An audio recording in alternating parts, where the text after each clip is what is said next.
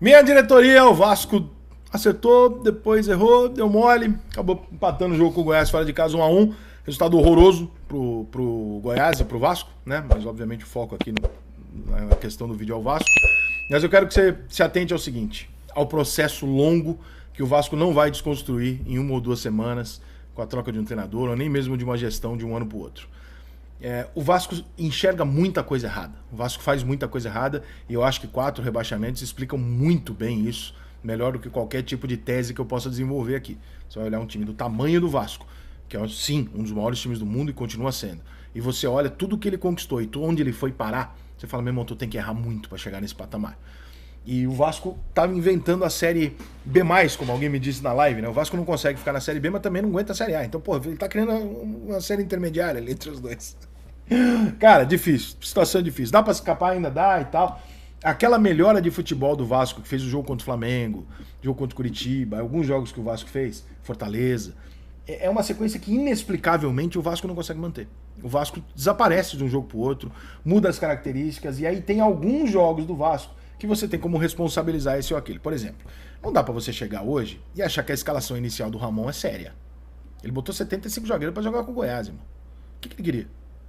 Segurar o jogo no primeiro tempo e decidir o jogo no segundo? Ele tem jogadores tão decisivos assim? Pra ter essa convicção que na hora que ele estiver lá no ataque ele vai resolver?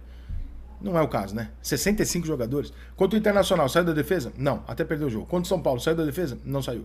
Ficou lá esperando o São Paulo errar pra contra-atacar e achar uma bola pra ganhar. Caralho, quem tá caindo é você, irmão. Se contra São Paulo e Internacional, os jogos que ele ficou mais atrás, São Paulo, Goiás e Internacional, são 3 jogos que o Vasco ficou o tempo todo esperando o adversário quando ele deveria ter tomado a iniciativa, certo? Desses 3 jogos, o Vasco levou 2 pontos pra casa, ok? Se nesses 3 jogos o Vasco tivesse corrido o risco em um deles e ganhado, ele tinha levado 3, mesmo se ele perdesse os outros. Eu não entendo essa conta do Ramon. O Ramon prefere ser conservador em vários jogos, sendo que a vitória de 3 pontos tem passos largos. Corra o risco e ganhe o jogo. Porra, não consigo entender. Hoje a escalação do Vasco é inacreditável com o momento do Vasco. Mas aí, para não botar tudo na escalação do Ramon, o Vasco no primeiro tempo também não foi muito ameaçado. Embora o melhor jogador em campo tenha sido o goleiro do Vasco, isso representa alguma coisa. Isso já quer dizer que você esteve mais próximo da derrota do que da vitória, quando você tem no seu goleiro o melhor jogador em campo. O Vasco vai lá e acha um gol. Beleza? Maravilha, chama o gol. Aí vem a parte dos jogadores do Vasco, que é a mesma parte do final do ano passado. Pode trocar treinador 40 vezes.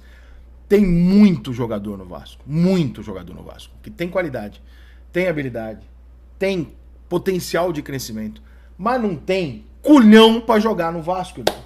Desculpa, cara, mas não tem. O ano passado vocês viram, quando o Vasco decidia em São Januário contra clubes inexpressivos da Série B a sua decisão de subir pra Série A, o Vasco não conseguia ganhar o jogo, porque esses jogadores tinham síndrome do pânico.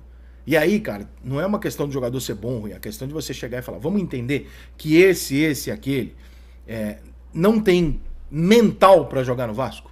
Talvez se você mandar pro Bragantino, talvez se você mandar pra qualquer outro time médio, esse cara ele não tem problema, porque vai ser só o talento dele, sem nenhuma pressão, tal, treina e joga e tudo bem, vai pra casa e tudo certo. Só que aqui é um time muito grande, é um time que movimenta país e tal, então aqui é diferente. Aqui é 70 repórter todo jogo, aqui é foda.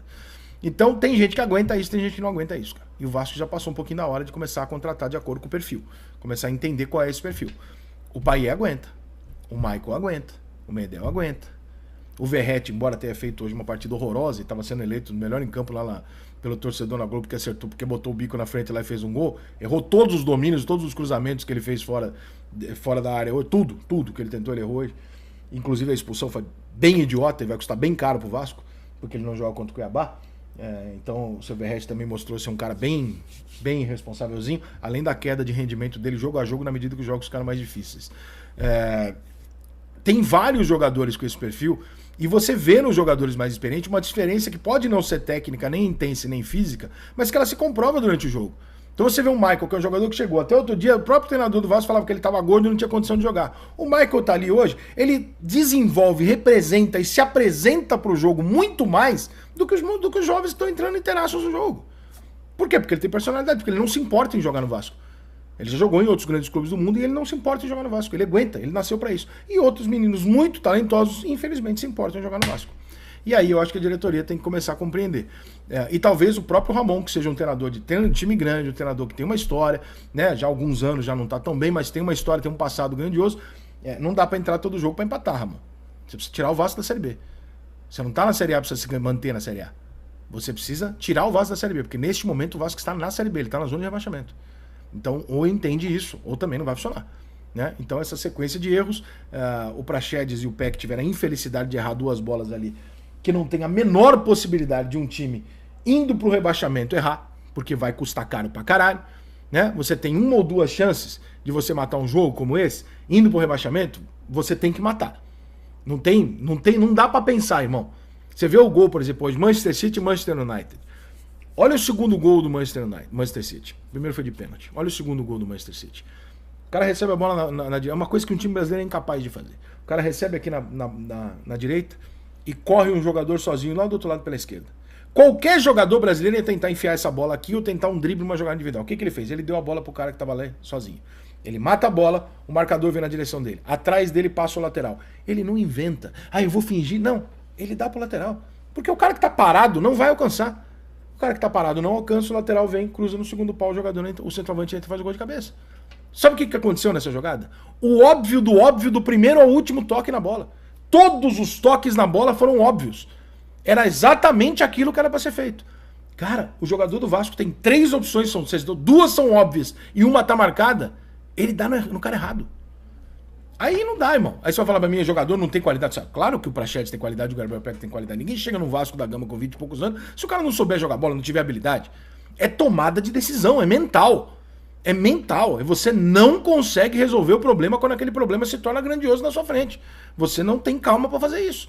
E aí, irmão, você tem que separar, tem uma hora que tem que separar os homens das crianças. Dá pra jogar com um desses meninos? Talvez. 2, não.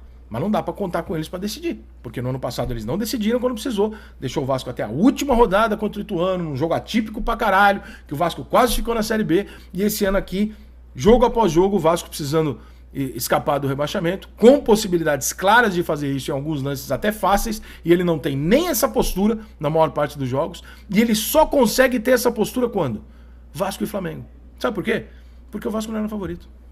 Ou seja, vocês não conseguem lidar com a responsabilidade de jogar num Vasco favorito. Então, irmão, ou o Vasco continua sendo um time que briga para não cair, ou vocês nunca vão conseguir jogar no Vasco. É quase essa a situação. É isso, galera. Esse foi o nosso último vídeo sobre o Vasco. Eu gostaria bastante que você deixasse opiniões nos comentários sobre as palavras de Perrone nesse final de temporada do Vasco. E é claro, que não deixem de se inscrever no canal, deixar um like e ativar o sininho para que vocês não percam as próximas atualizações aqui no canal de Notícias do Vasco. Um abraço!